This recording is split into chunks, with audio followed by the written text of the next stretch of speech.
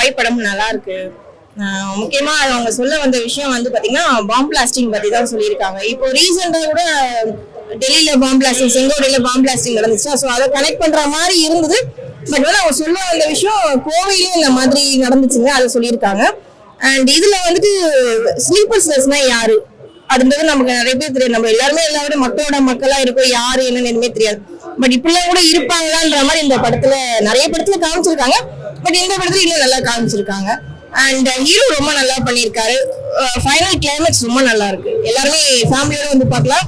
நல்ல விஷயம் சொல்லியிருக்காங்க. ஃபைட்டிங்லாம் நல்லா தான் இருக்கு. டைரக்டர் நல்லா பண்ணியிருக்காரு. பட் வந்து இன்னும் ஒர்க் பண்ணா நல்லா இருக்கும். சில இடங்கள்ல வந்து என்ன சொல்றது, சில இடங்கள் வந்து கொஞ்சம் லாக் ஆகுது.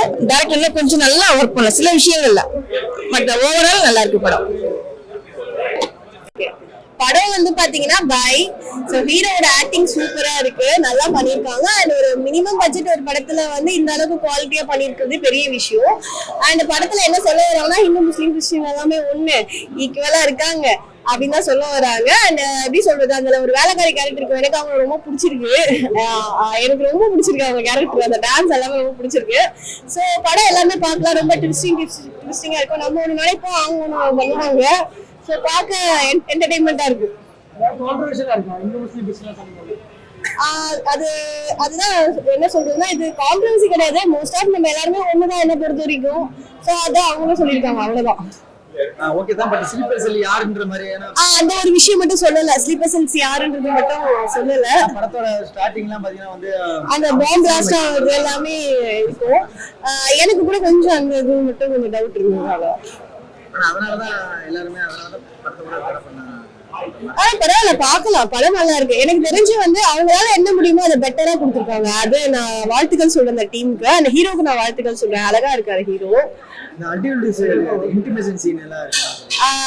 மோஸ்ட் ஆஃப் இப்ப எல்லா படத்துலயுமே வைக்கிறாங்க பாஸ், அதனால அதை சொல்ல முடியாது. எல்லா படத்துலயுமே வைக்கிறாங்க பாஸ், அதனால இதுலயே வச்சுட்டாங்க. அவங்களுக்கு கொஞ்சம் மார்க்கெட் ஆகல பாஸ்.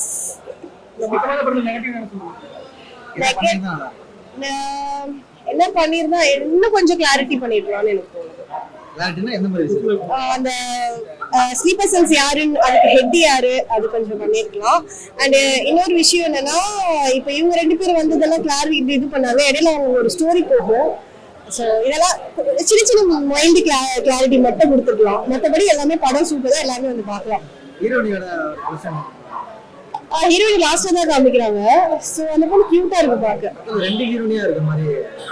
ஃபர்ஸ்ட் ஹீரோயினே தீவிரவாதியா இருப்பாங்க, செகண்ட் ஹீரோயின் வந்து கியூட்டா இருக்காங்க. அவ்வளவுதான், நல்லா இருக்காங்க, பார்க்கலாம். யாரெல்லாம் இந்த படம் பெரியவங்க கண்டிப்பா பெரியவங்க பார்க்கலாம். சின்ன பசங்க வேணாம், ஏன்னா 18+ லைட்டா இருக்குன்றதுனால சொல்றேன். தேங்க்யூ.